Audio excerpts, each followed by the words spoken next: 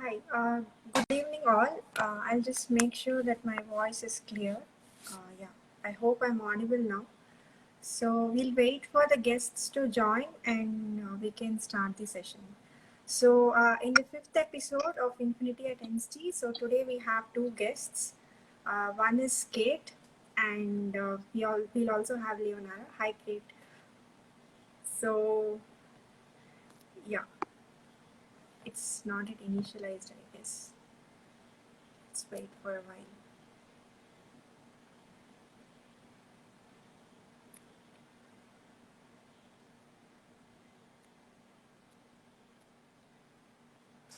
Yeah, so let me check.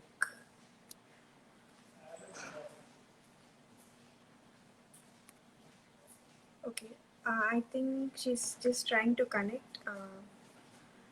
Yeah, she's giving a request again. Yeah, I hope she'll be able to join now. I'm back. Hi. Hi. Yeah. Cool. So, yeah, I think Leonora has also joined. So I'm just giving her a request. Yes. Yeah.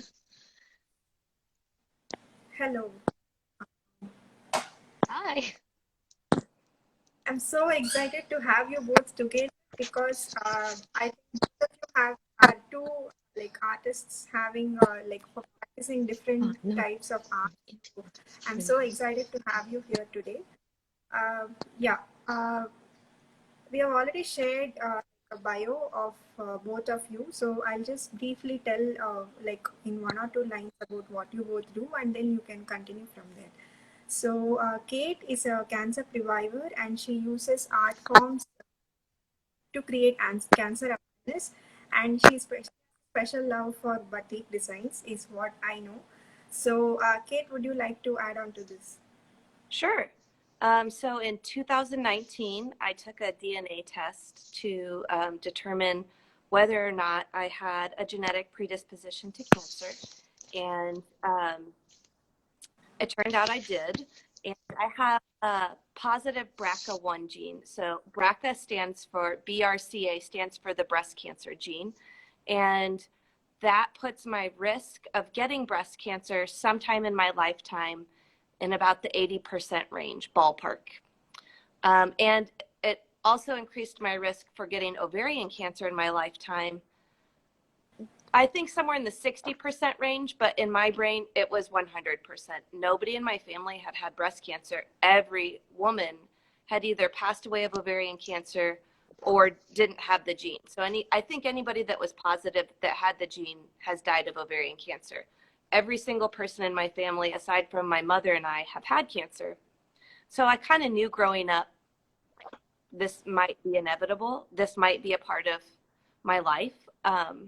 And for the 10 years before that diagnosis, I made all of these paintings about death and dying and sadness and just the fear of getting cancer.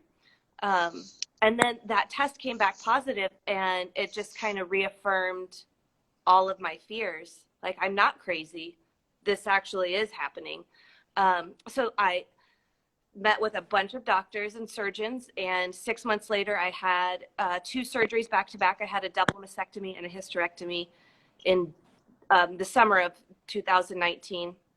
And after I recovered from that, I kind of walked away thinking, like, it's almost like you have a car accident and you walk away unscathed, like, whoa, that could have been really bad. I feel grateful and honored to have had just the science has come this far that I know that, right? I'm 38 years old, and my chances of getting cancer now are somewhere in the normal range of population people, even with this predisposition. So long story short, I started making batiks behind me as a part of my, I'm an art teacher. I'm a secondary art teacher by day. That's my normal job. And so in my normal class, I was teaching this fibers class, and I started introducing batik, and I fell in love with it again. I had started doing it when I was in high school, and I hadn't done it since. And since then, I've made about 75, 80 batiks based around advocating for genetic testing and cancer predisposition. I took another DNA test from ancestrydna.com in January of this year and found out I'm mostly Scottish. Who knew? And my BRCA gene comes from my Scottish lineage. So behind me, you'll see, I just finished this morning, actually. This is like a tartan design, which is a traditional Scottish design with cancer cells kind of speckled in. So that's a little bit about me. Sure, that's great to know, and I think it's a very special form of art, and especially with a purpose. So we really appreciate that. So we also welcome Leonora. So she has an initiative called Radiant. So from my understanding, she creates scientific visual illustrations and beautiful visuals for journals in a research environment. So please, can you add on to this, Leonora? Sure. Well, I'm actually a postdoc, so I don't know if you can hear me. My internet's really bad. I'm a postdoc now. I do work in a biochemistry lab doing research all day, and I actually moved to the States from Mexico 4 years ago. So all my studies and all my PhD and everything, I did that in Mexico. And I always had this interest for scientific visualization and doing illustrations for books and journals. But I was so into doing my research and getting a PhD that it was kind of like on the side, but I always kept that interest in there. So when I moved to the States and I started doing my research here, I realized that it's a field that you can actually go in and you can make a living out of it. And since my research now it's getting, I mean, I'm making progress, but I definitely don't think I'm gonna keep working in academia, for example. So I think scientific illustration is more my path. It's something that I really, really love and I am passionate about.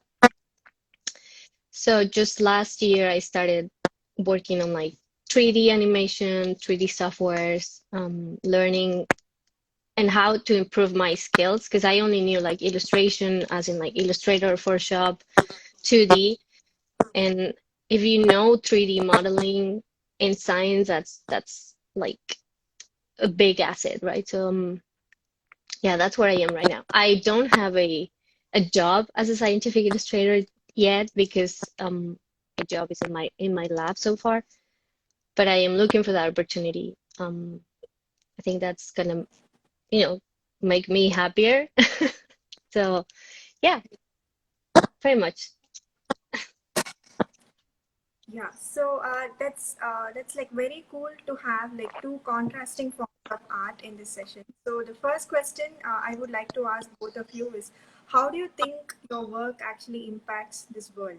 So Leonora's work is more concerned to the academicians or scientists, and Kate's work is more related to reaching to public, right? So I want to understand from both of your perspectives, how do you think you're impacting this world?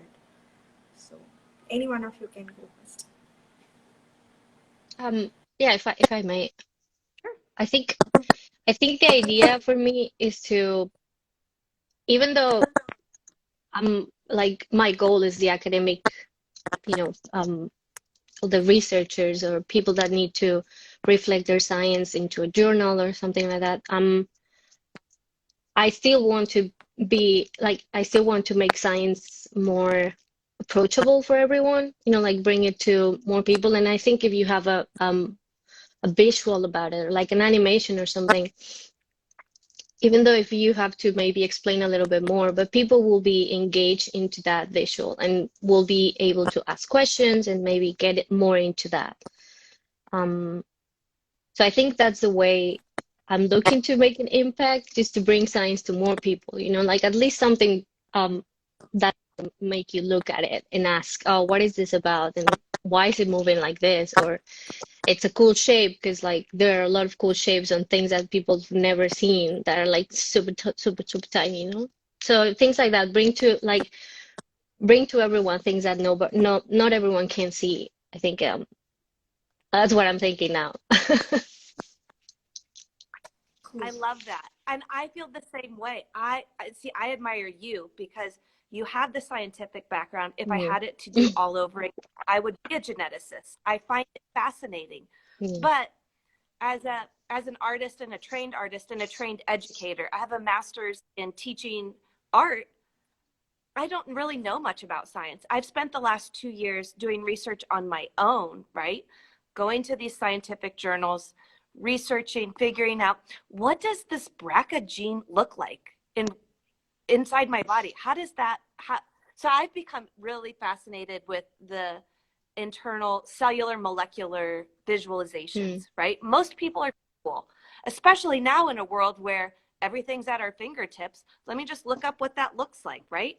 But science hasn't really caught up with it on a microscopic level yet. So I admire that. I'm really fascinated by that. In terms of my art connecting to the public and being accessible, first and foremost, I'm a teacher and a mother, right? So I want my students to be able to see, look, you can have something awful like this genetic mutation, live with it in a positive way, and it's not be scary, right? My art is kind of a way of conquering that. And so I'm showing my own children, I have 2 boys that are young, that it's okay to live with. It's not a scary thing.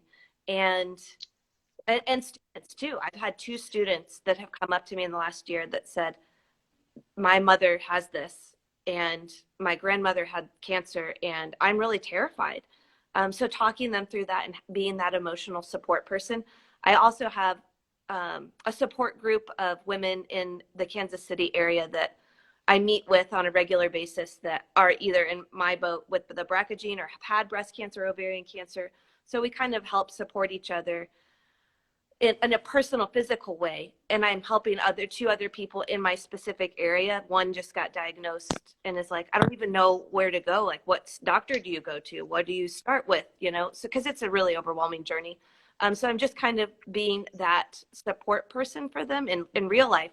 But online, again, like I was saying before, when you just Google, what is BRCA? What does BRCA mean? You know, I want my work to come up as like oh, look, that's a beautiful thing. Some beauty can come out of it. Interesting. That's awesome. Yeah. So, like both of you, where do you get this inspiration from? Like, for example, how do you come up with what gives you the spark to start off with some kind of illustration or artwork in? Sorry, are you asking both? Yeah. Yes. So, what gives you the stimulus or spark to exactly start off with some illustration, either by looking at something or something happens in your everyday life that gives you the inspiration to do some work on a particular thing? So, where do you get this inspiration from? Yeah. So that's the thing, right? Because in science, there's just so much that you can just like open a book or read a paper, and there will be something that's worth put on a drawing or something. Even though if you're trying to explain something to somebody, it's easier if you make a drawing of it and try to explain it that way, right? So anything, like even though if I'm looking to, because I do like making, for example, bugs and I don't know, insects and all that stuff, because I think they're like, it's just so much inspiration in nature and everything that has to do with it. And there are like databases like for researchers where you can actually go and there's just like endless database of proteins and structures and things that you can use and make it just look, you know, different. And I'm sure a lot of people use those resources for that. Mostly that, like just reading something, looking at a micrography. Images from microscopes are also like big source of inspiration. You can just like go and whatever online, Instagram, or just Google and look for microscopy images, and that's just like an infinite source of inspiration, I think. Mostly that. Yeah, I would agree with that. I think we probably follow a lot of the same people on Instagram because it is full of pathology, microscopic. Mm. Like I follow there's a protein imaging professor in, I think he's in South America somewhere. I messaged him a while ago, like, what does this look like? Can you figure this out? And he was like, yeah, sure. So collaborating with people all over the world, I think it's so cool. It's 7:30 in the morning here, and it's 7 o'clock at night Yeah. there. And are and you're across the United States, I'm in the middle of the United States, having this conversation, that's just mind blowing to me. But I do want to show you one thing. So I'm in my classroom actually right now. I came to school this morning because I have 2 young children and they would not let me talk for an hour. But these are the 4 that I finished recently. I've been working on those for like the last week. But my like kind of inspiration process, I'm teaching an advanced placement class right now. And part of their work assignment objective is to create a sketchbook, have an essential question, right? What is guiding your visual research? So I'm going to show you some of my kind of sketchbook ideas where those are coming from. And it's hard to, I don't know if I can flip. Yes, I can. Hold on. I've never Instagram lived before. Okay, so here's my sketchbook. And it's just full of like research. It started this summer when I took my first class on figuring out how to teach the class, but just ideas and writings of this is like, what is this death series about? Why am I doing this? And then I make a mind map about metastatic cancer. And then I have, a bunch of sketches that never get turned into things, or maybe they do get turned into things. And then I have critiques, and then I have more sketches. So, my mind maps are all over the place. Right now I'm talking about genetic testing, but I'm also doing some research like, what does my family tree look like? I'm trying to trace my BRCA gene here as far back as I can. What does that Stuart clan look like from my, Scottish heritage? What are those plaids that they look like? What are those traditional plaids? This is the BRCA gene in that imaging processor. And then I traced that, and that becomes one of my things. Here's where my BRCA actually is on my chromosomes. And then this is my actual sequence, like what mine is actually, my mutation is actually. Here's a summary of my variant, and then what that looks like in the genetics genome sequencing, human genome map. So I'm looking at all of those things, and that's kind of where my brain is at in terms of visual research. But then when I actually go to make the work, I'm making it on fabric, right? So it's hard with dye on fabric to get it to control. It's not like in Illustrator where I can be meticulous and I can go back and eraser or not. It's either like, oh, it works or it doesn't. So yeah, I guess mine's a lot more trial and error, but there is the visual research behind it and, my thought process, I guess. That was a long answer. Cool. That's interesting to see, physically, because it's easy to show around the studio and stuff. Yeah. So my next question is to Leonora, how do you what are the precautions you make to retain the scientific accuracy while you make an illustration? So what are the guidelines you follow to ensure that your image? Well, I try as much as I can because everything is like in the order of micrometers or Armstrongs, or like it's just so tiny, right? So when it's something about proteins, I just try to keep on the on the structure that comes from the database, and that's it. If you're trying to put it in a different, like a background or something, if it's for a journal or like a, like if you're trying to explain something very specific, you do need to keep the accuracy of it. But it helps that you are using structures that are already published and peer reviewed, and everything is like up there, so you can just like use it.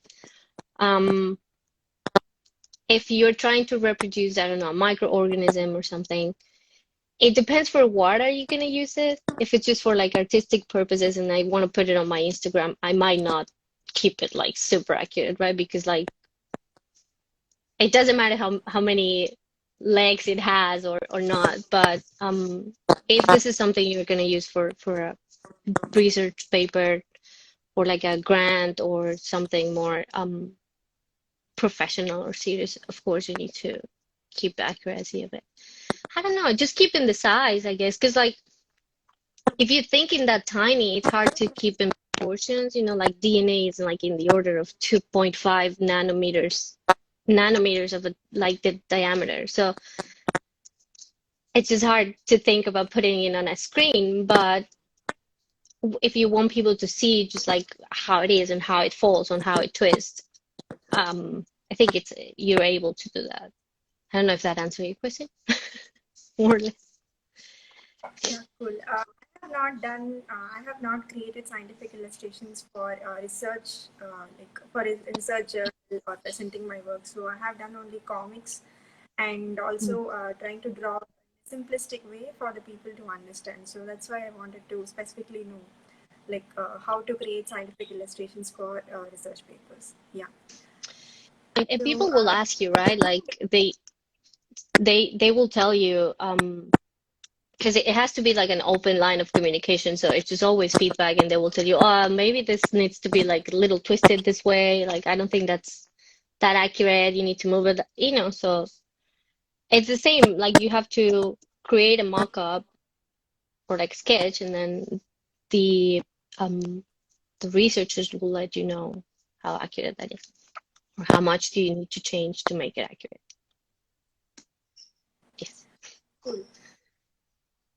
So, like a follow-up of whatever I just said. So, I'm going to ask Kate, like, how do you actually simplify something scientific into something interesting for the people to understand?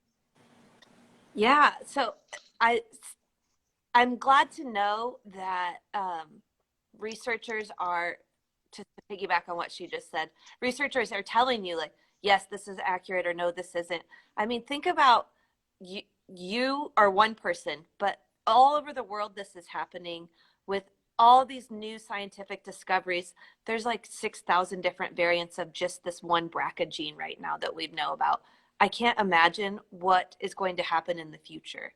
That's just mind-boggling to me that all of these visual illustrations are coming. It's just the field is advancing so rapidly. So I'm interested to see what happens in 20 years from now or 50 years from now. In terms Mm. of my work, getting that to transfer into cloth is really hard. So I've done a couple different things.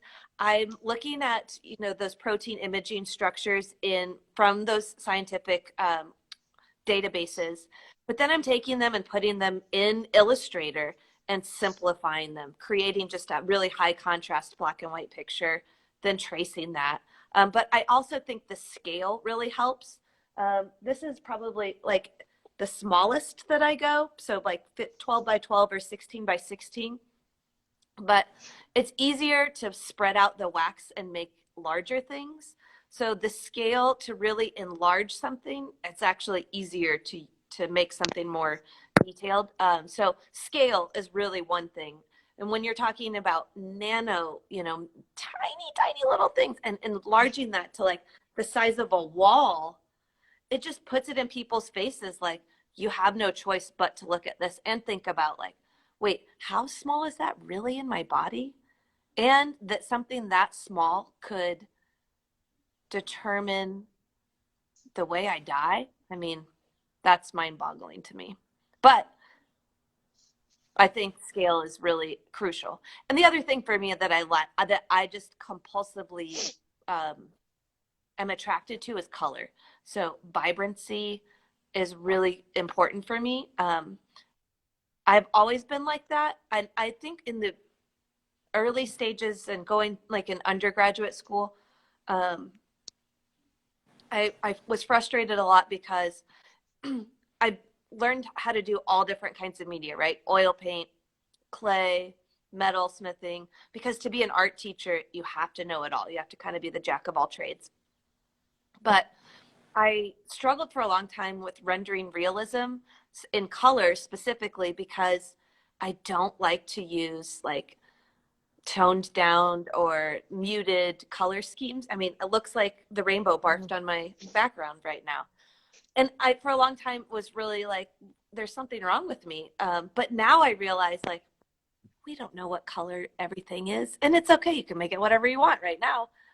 I'm interested in the future to see what that really looks like when they Well, you figure know that what? out. That I know they're yeah. Can you sorry. talk about that?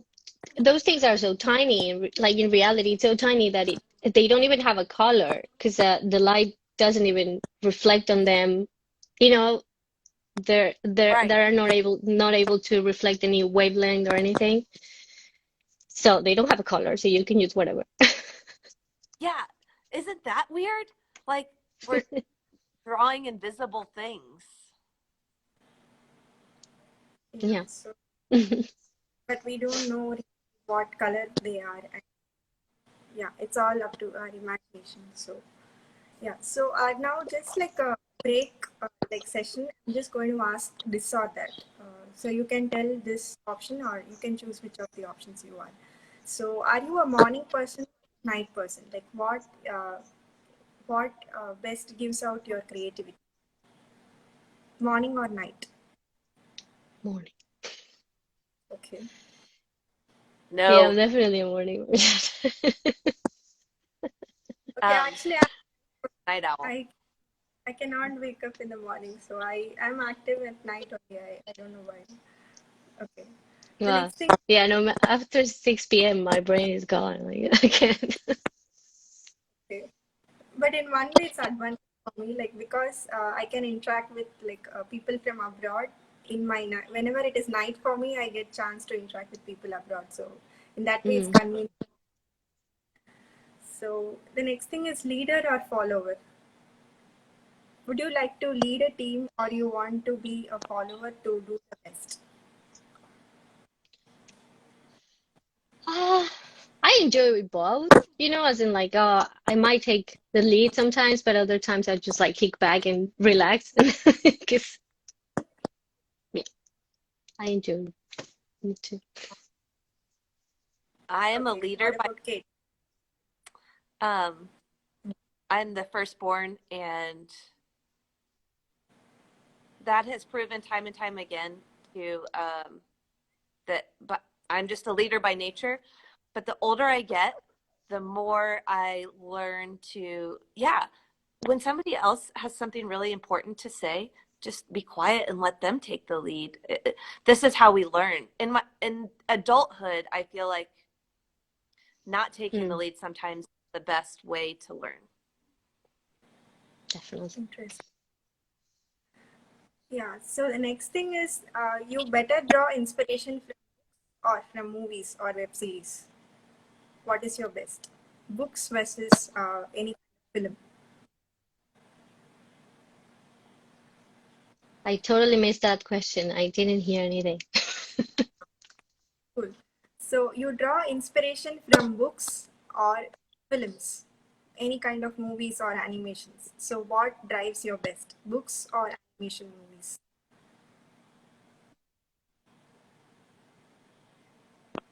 Well, I don't know if she's can see us, but is she frozen for you? No, I think she's frozen. Okay, Uh, I'll I answer was first. I was Well, frozen, but yeah. Yes. okay. okay. You go. I I'm both. Um, I like to read. I'm an educator, so the name of the game in education is learning. So I read a lot and I research a lot, and my interests vary widely. So I would say books.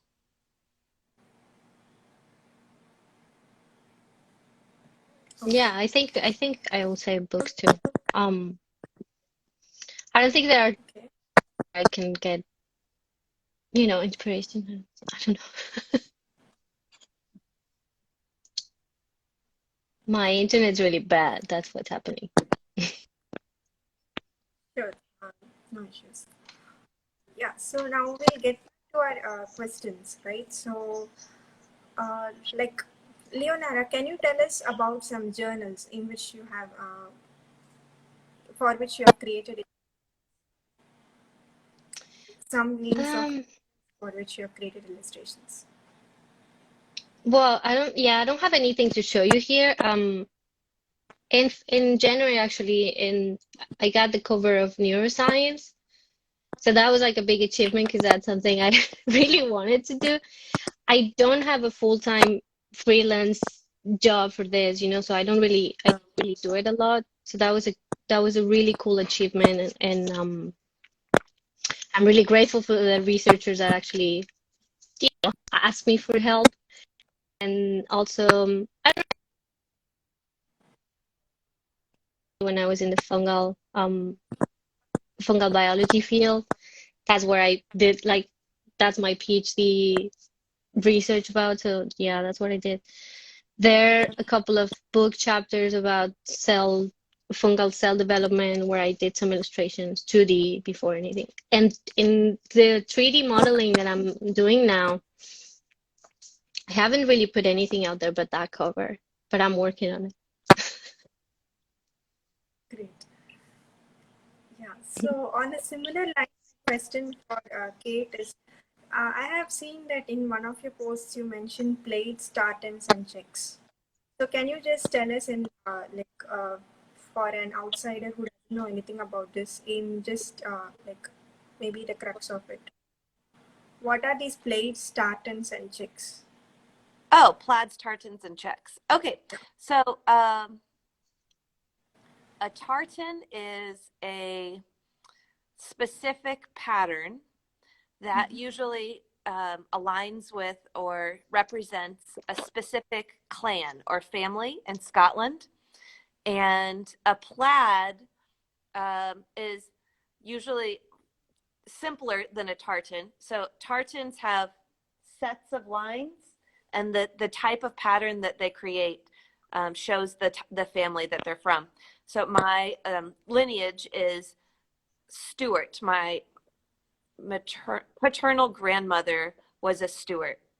And going back to the Stuart line, the Stuarts were, for 400 years, they ruled Scotland. You can think of Mary, Queen of Scots, as probably like one of the most famous Scottish rulers you can think of. I have 4 Marys in my family. My grandmother was Mary. I'm the first not Mary. But yeah, so tartans describe the clan. A plaid is more simple and doesn't describe a clan. And then a check is just a square, right? A opposite pattern, like a checkerboard or a chessboard. Yeah. Cool. Yeah. So my next question is for Leonora. You Blender a lot, right? So Blender is one of the tools which you frequently use. So can you tell us like one tip for how to start using Blender for someone who doesn't know Blender? Yeah. Well, at the beginning it was very overwhelming because if you open the program and you are lost in this 3D space, right? And it's like, I don't know what I'm doing here. So I went Yeah. to YouTube to look for tutorials, and there's just so much, and the program is so powerful. People do like they make movies just using that. So if you don't know where to start, that's like it's just overwhelming. So I actually found a couple of people on Twitter that have like specific tutorials for biochemists and for scientific visualization kind of thing. So I actually follow those people and just follow the tutorials, and that's how I started. But it took me a few months, it was just like when the lockdown started, like March, around that. So then, like, it was a bit overwhelming, but if you find the right tutorials, um, it's easier that way. I still don't know the full program, like it's just like there are so many things, and I don't think I'm gonna use the whole set of tools that it has, but so far uh, I can find my way around it. Cool. Yeah, you too. I teach beginning art to high schoolers. And in our first art class, we go through the basics of Photoshop, how to open it, how to open Illustrator, how to make and copy a picture, how to cut it out. That takes days, just like 101. And they are lost in the beginning. And the first time I started teaching that, I wanted to beat my head against the wall. Like, how do you not understand file open? But they don't until you learn it the first time. And then it's riding a bike. Yeah. Once you get it the first time, you're like, oh yeah, I can figure it out. But it's such a complex program. You can do anything in it. Like, how do you decide what to do in it? It's really overwhelming. I get that. Cool. Yeah, I have not tried my And how hands to on learn blending how it, to so use every whenever I'm tool trying, from I'm them. sure. Yeah. Yeah, I mean, there's some that you're like, why would you ever read My this? internet sucks. It's okay. Yeah, it happens sometimes. Good. Yeah, so my next question is for Kate. Like, how did you get this love for batik? Because I also love batik. Because when we lived in Indonesia, my father used to buy batik for me. So I want to know, like, what gave you the love for batik? Yeah, I'm a Midwestern art teacher. Why would I? That's so good question. So my mother went to Malaysia when I was in early high school, and she brought back a janting tool. Hang on, I'll be right back. I'm gonna go get one.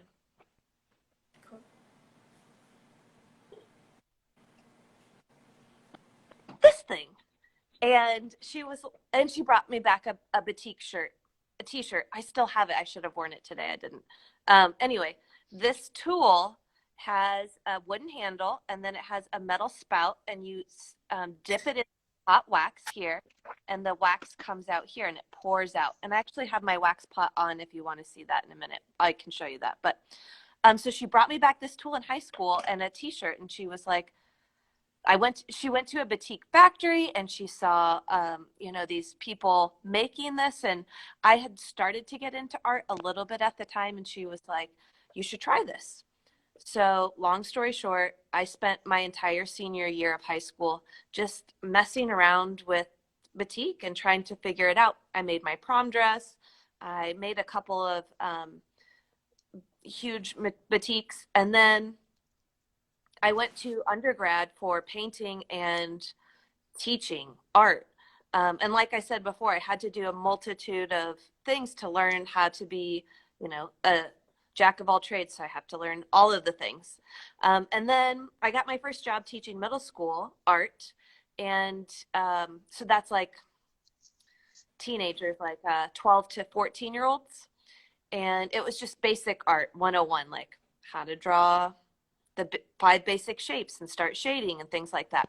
Then I started teaching high school, and I got back to teaching a fibers class, this batik class, like I said last year.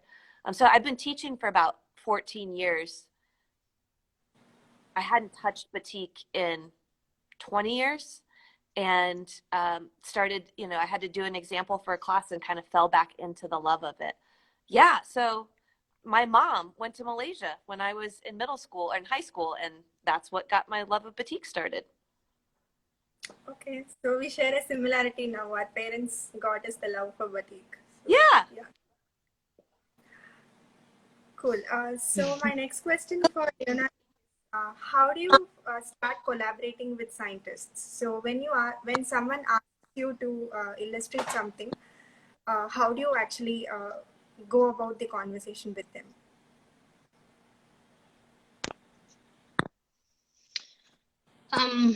Well, you need to know what's the full background of the research. So the first thing is they explain to you a little bit what is it about, and then they have to send you everything they have about it, like links to read stuff or the papers or some like sketches that they already have. Um, yeah, for the cover, for example, my background is not in, I don't know anything about neuroscience or anything like that, right? So I had the main researcher explaining to me what was the whole thing about and what about the group of mice that they had and what conditions were like everyone and everything. So you can't put every detail on the illustration, so you have to come up with some kind of concept that like puts everything together. Um, so yeah, so I just made like a little sketch and started modeling, and they were happy with the first draft, so that was good. But yeah, it's just that, and as I said before, just keep an open line of communication because you need their feedback, right? And they need to get what they need to portray their science. But it's mostly reading and understanding. You get to hit the wall sometimes because you don't understand the science behind it, right? So it takes a little bit of time to get every detail of it. But just So reading. yeah. So I think this is interesting because then it's like a cumulative knowledge. You get to know about the research of many people. Yeah, cool. Hmm. So question for Yeah.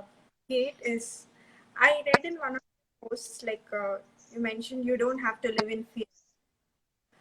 So what is your like, one piece of tip for all of them who are facing some kind of challenge, right? So everybody faces some kind of challenge in their life. So what is your message for them? So what I tell my own students, and my my own children are too little to really understand this yet, is you have to be true to yourself all the time, no matter what. And if you know something's wrong, like I went to this doctor that, looking back now, I realize, oh yeah, shouldn't shouldn't have listened to them. And they're a doctor, right? Like I think I, I'm Hmm. not a doctor. You should know what you're talking about. But they weren't a good fit for me, and I didn't listen to my intuition, and I should have. So listening to your gut and always speaking up when you know something's wrong or it's not okay. And I had this conversation yesterday with a student. She walked into my classroom and I just knew, even with the mask on, she was not okay. Something was not okay. And I'm teaching, these moody teenagers, and I tell them all the time, it's not normal to cry every day, guys. This is, even in a pandemic, it's not normal to cry every day. And if you're, not feeling okay and you know something's wrong, you have to advocate for yourself and speak up. So I knew something was wrong and I asked her, "Are you okay today?" And she said, "Yeah, I'm fine." And normally I would have left it alone, but my mothering intuition said, "I don't think so." So I, walked up to her later and I just said, "I know something's not okay with you today. And if you want to talk about it, I'm here to listen." And she did. She just spilled her guts to me, basically. And that happens all the time. But it's that intuition of, something's not right. Listen to yourself. Speak up for yourself. Cool. Yeah, I'm sure like this is like a line which needs to be written on our wall or maybe on our laptop or something which we need to see every day, right? So yeah. Yes. So my last question for Leonora is, can you tell us your experience about any kind of cancer inhibitory proteins? Oh, sorry, I missed it. Yeah. That was for me. I missed that.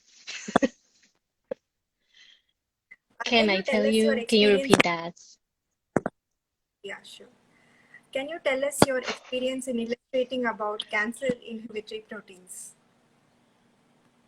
Okay, let me try typing.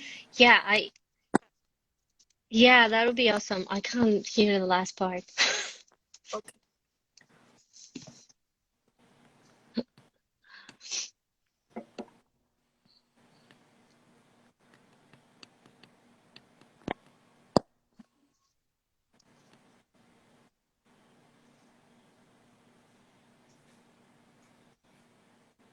Yeah.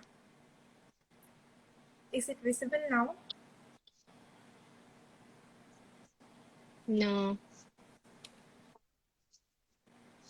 I don't know how this works. Okay. No, that's all right. Cool. Can you try to repeat the question? Okay. Illustrating Sure. cancer, you said? Sorry. Okay. I'm asking your experience about illustrating cancer inhibitory proteins. Oh, I see. I Yeah. no, you know that I haven't. It's a topic that I know there's a lot of people working on, and it's a topic that that I haven't been like drawn to, um, because there's already a lot of artwork and research about it, and I'm sure you can find a lot of things out there. I haven't done any, and I haven't done any research about proteins that inhibit that. But it's a field that's been, growing for the last, I don't know, 10, 20 years. So there's just so much about it out there. So I think that's why I haven't really gone into that. Um, there's a lot of information, but no, I haven't dig in that yet. Cool. Uh, yeah. So, So I would like to end this with a rapid fire session. So Okay. I'll just ask, like, you can give like one line or one word answers. So my first question is for Kate. If you were to live like a fictional character for one day, which character will you choose?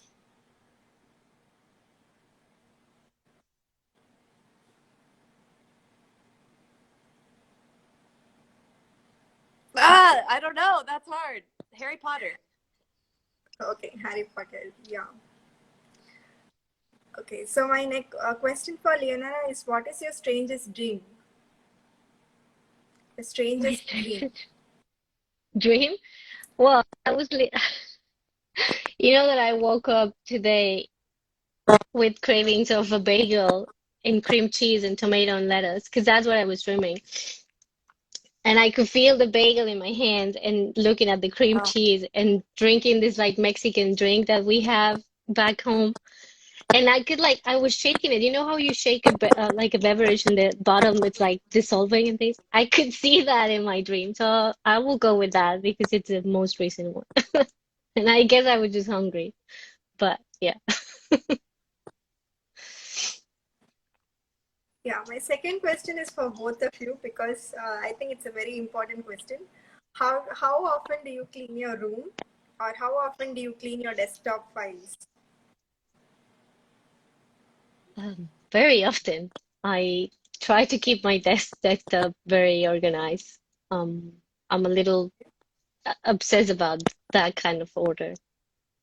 Okay, Yeah. I am not. But in a school setting, right now during COVID, every day. cool. Okay. Yeah. In my case, like for example, if I have my table, I like to keep all the artistic stuff, like brushes and stuff, so that it gives me a feeling that I have to do something. So I don't, I won't say it's not clean, but I like to pile up my desk objects that I need at my work. So that's what I do. Yeah. So my next question for Kate is, what is the one silly thing that makes your day? What is I the thing uh, that you do for every day? I have a 5-year-old, and if you've ever been around small children, they're just weird and hysterical.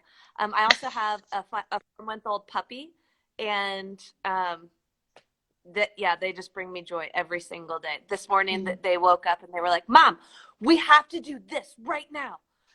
I was like, it's 5:30 in the morning. Okay, slow down. But my babies. Cool. Yeah, they're funny, right? At that age. Cool. So my last question for Leonora is, if you had the chance to prank your friend, what prank will you make? Especially in a lab Oh, setting, specific to a research uh, lab setting. I don't know. I'm not, I don't know.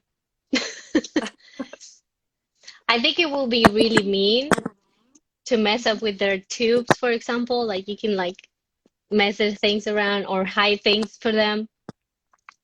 Because if you can't find a tube in that setting, then you're screwed. But I wouldn't do it. But that's something, it's a prank, but I wouldn't do it. Yeah, we can do something which will affect the experiment or something. So cool. That's still a cool answer. Yeah. So Yeah. uh, yeah, so we have come to the end of the session today. So I would like to thank both of you for joining us today, and I'm very much it's one of my favorite sessions because these two forms of art are very contrasting to each other. But I think both forms of art should go along with each other to for science to continue, right? So I really thank both of you for joining together, especially today, and I hope that you also enjoyed this experience. If you would like to say something, please. I Yeah, just want to thank you. That's it. You did a great job with the questions, and I can imagine that it's hard, it's weird, and the internet sucks, but you did great. And thank you for inviting me.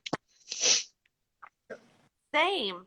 And I'm so glad that I got to meet you and talk to you. And it Yeah. it's one thing to be on the other side of the world doing something completely different. It's another thing to have a conversation with somebody. It's also really weird that somebody else out there wants to know more about me and my life. So I'm honored and grateful. So thanks. sure. It's always nice to meet inspired people, so we are always welcome. So thank you once again. We hope to connect with you in a possible occasion or collaboration opportunity. So see you. Bye for now. Bye. Okay, thanks. Uh-huh. Bye. Thanks.